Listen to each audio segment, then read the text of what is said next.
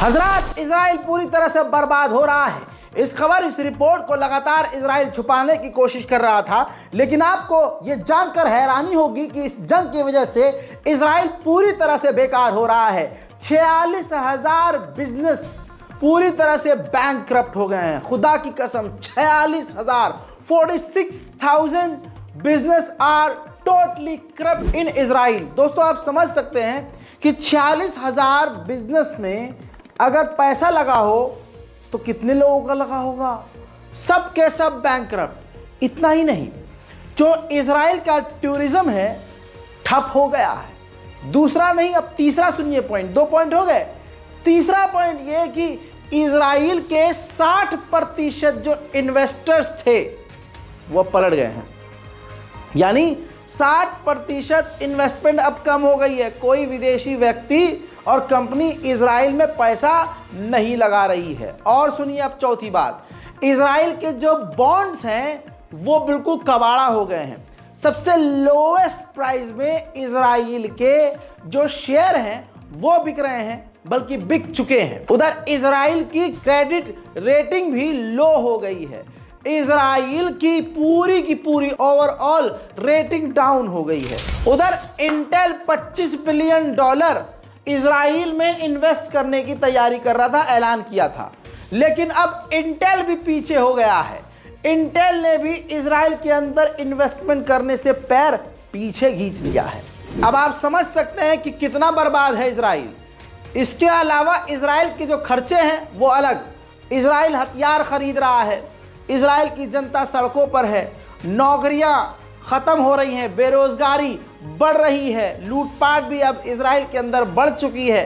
Israel अपना ज़्यादा से ज़्यादा पैसा खर्चा कर रहा है सीधा हथियारों पर। रिपोर्ट कई जगह यह भी आ चुकी है कि इजराइल की इकोनॉमी का एंड आ गया है। वहीं मेरे दोस्तों, अगर दिल खुश हुआ हो तो चैनल को सब्सक्राइब करते हुए वीडियो को शेयर ज़रूर कीजिएगा। अब आपको बता दूं, इजिप्ट गाजा का जो बॉर्डर है, इजिप्ट कोशिश कर रहा है और दबाव बना रहा है इजराइल पर कि गाजा और इजराइल का जो क्रॉसिंग जो बॉर्डर है उसको आप फिलिस्तीन अथॉरिटी के हाथ में दे दो, क्योंकि वहां अभी इजराइल का कब्जा है। लगता है हमारी असर का खबर तुर्की में भी होता है। मजाक की बात नहीं, क्या पता अल्लाह ने हमारी आवाज़ में इतना दम रखा हो। परसों ही रिपोर्ट में मैंने आपको बताया था, और वाहिद आपका यही नौकर यूट्यूबर था वाहिद, जिसने इस बात का खुलासा किया था। बाद में लोग आए हैं हमारी रिपोर्ट सुन सुन के प्रूफ लगा कर बताने के लिए। अब आपको बताना चाहूँगा कि याद है वो रिपोर्ट जिसमें मैंने बताया था कि तुर्की की कंपनी इजराइल के बेस को बिजली बेच रही है। उसमें लगभग 30 से 40% उसकी शेयर होल्डिंग है, हिस्सेदारी है तुर्किश बिजनेसमैन की, जिसके ताल्लुकात सीधे एर्दोगान से हैं। अब सुनिए, आलोचना जब हुई और जब इजराइल का समर्थक बताया गया तुर्की को, तो उस बिजनेसमैन ने अपने उस पावर प्लांट के शेयर्स बेचने का ऐलान कर दिया है। वो बहुत जल्द अपनी पूरी की पूरी उसमें जो मेंबरशिप है बेचने की तैयारी कर रहा है। वहीं तुर्की के राष्ट्रपति रजब तैयब एर्दोगान ने मारे गए इस्माइल हानिया, जो पूर्व हमास के लीडर थे, उनके बच्चों यानी बेटों से मुलाकात की।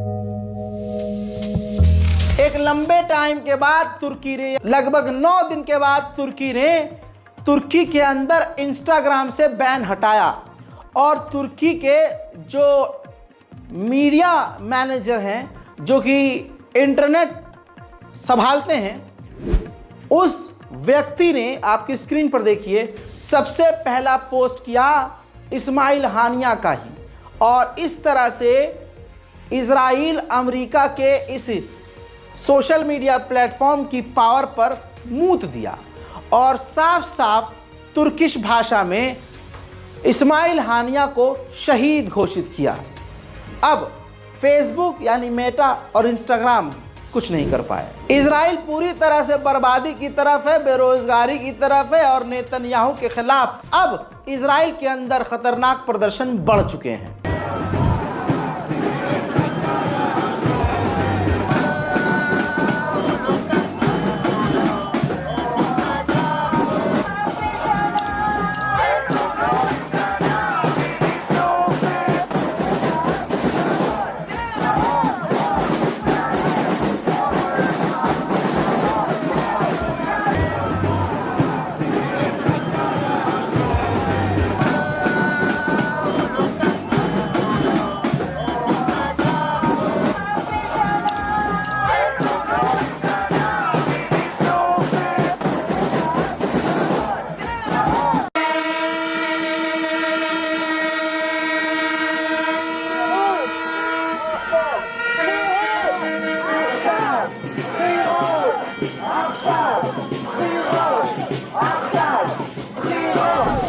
उधर आयरलैंड ने इजराइल को तगड़ा झटका देते हुए मांग की है यूरोपीय यूनियन से कि यूरोपीय यूनियन और इजराइल के बीच जो डील हुई है, जिसमें यूरोपीय यूनियन इजराइल को अपना साथी बताता है, इस डील को जरा दोबारा से सोच लो, क्योंकि इजराइल जेनोसाइड कर रहा है और वो आपका साथी नहीं हो सकता।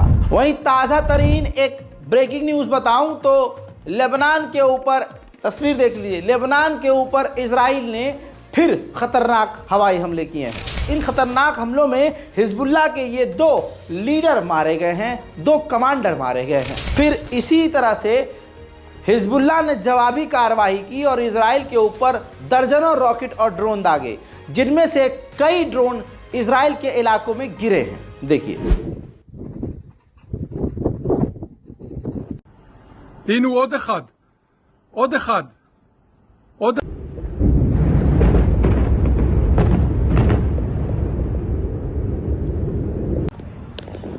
هون يا شفتي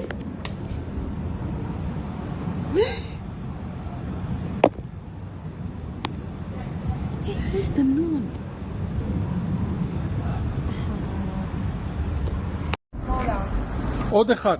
עוד אחד ויש נפילות. הנה עוד אחד. תודיע לצבא, גיא, תודיע לצבא. פנימה. מתי יורידו אותו, אחי? איזה שקט זה, תראה איזה שקט זה, אחי. אימא, עלה. מסתובב פה ככה, ראית? יואו, תראה איך זה עף. יאללה. יאללה, זה עלינו. זה עלינו נוסע, הוא לא לכיוון. יאללה. איפה זה? הנה, זה פוגע בו. לא בא לכיוון, הנה. פוגע בו, שים פוגע לב. בו. שים לב. יואו.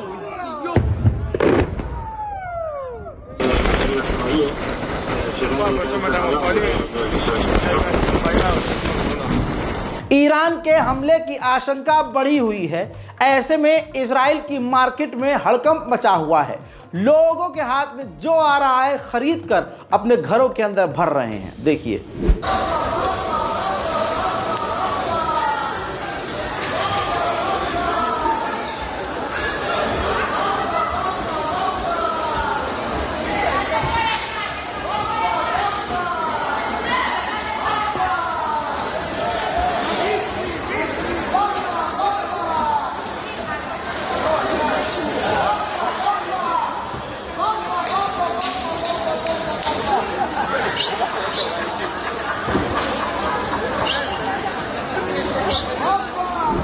वहीं ईरान के लीडर ने, एक बड़े लीडर ने हसन नसरुल्लाह को खत लिखकर कहा है कि ईरान हर तरह से हिजबुल्लाह के साथ। वहीं कुछ देर पहले इजराइल ने गाजा के अंदर खतरनाक तबाही मचाई, खतरनाक बमबारी की, जिसके बाद जो कयामत का मंजर है तबाही का, वो देख लीजिए।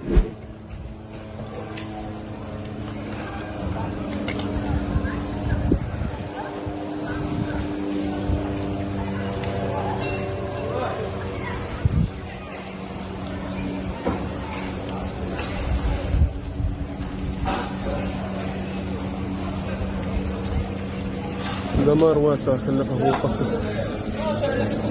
أبراج مدينة حمد قبل قليل.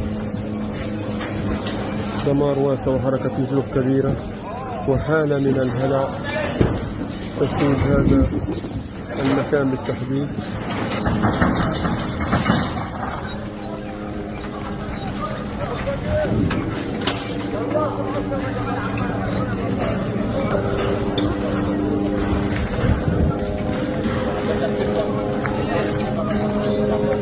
استهداف منزل يعود لعائلة أبو شريعة في حي الصبرة مما أدى إلى اشتعال نيران في منزل آخر يعود لعائلة أبو شريعة.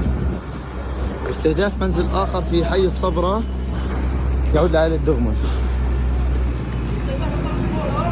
لا في العمارة هذه هذه جزائر.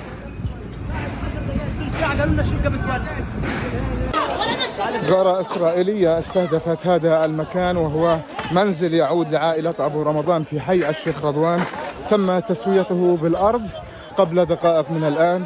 هذا هو المشهد من قلب المكان في حي الشيخ رضوان لمنزل يعود لعائلة. वहीं इजराइल के खिलाफ स्वीडन में जबरदस्त प्रदर्शन एक बार फिर से नजर आ रहे हैं।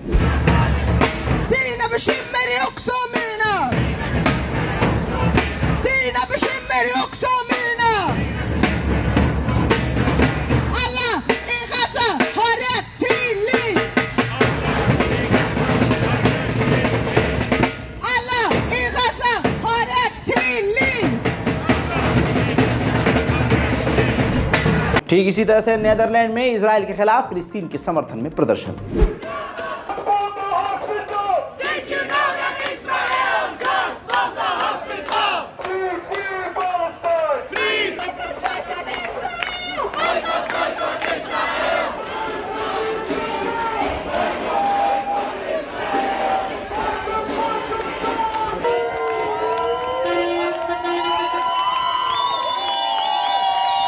ठीक ऐसे ही जॉर्डन में भी इजराइल के खिलाफ जोरदार प्रदर्शन जारी हैं।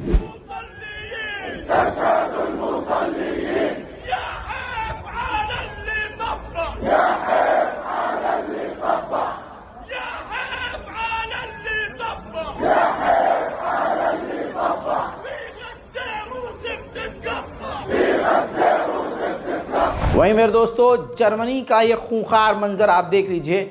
जर्मनी में फिलिस्तीन के समर्थन में उतरे हुए प्रदर्शनकारियों को जर्मनी की पुलिस ने बुरी तरह से मार पीट कर गिरफ्तार किया है। ठीक इसी तरह से बर्तानिया में फिलिस्तीन के लिए जोरदार प्रदर्शन जारी हैं। When we say Israel haramiyya, it means Israel are thieves. And when we say intifada sha'biyya, this means it is the people's uprising. So repeat after me. Hurriya, hurriya. Hurriya, hurriya. Palestine Arabi. Japan, जी हाँ, Japan में भी Israel के खिलाफ प्रदर्शन।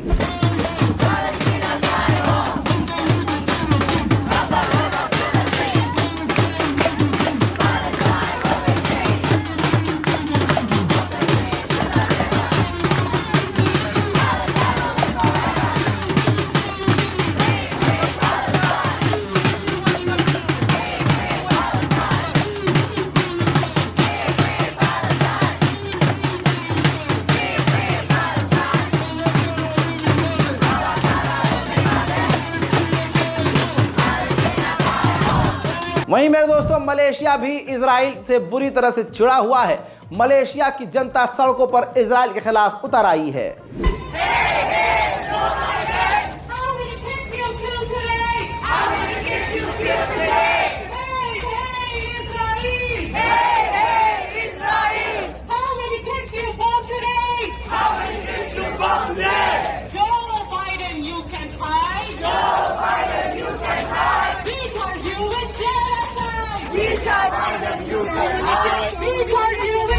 अब आप समझ लीजिए आंकड़ा यह है कि गाजा की 1.8% आबादी को इजराइल मिटा चुका है। हाल इतना बुरा है कि अब लोग बिल्डिंगों और खंडरों में अपने आप को सेफ महसूस गाजा में नहीं कर रहे हैं।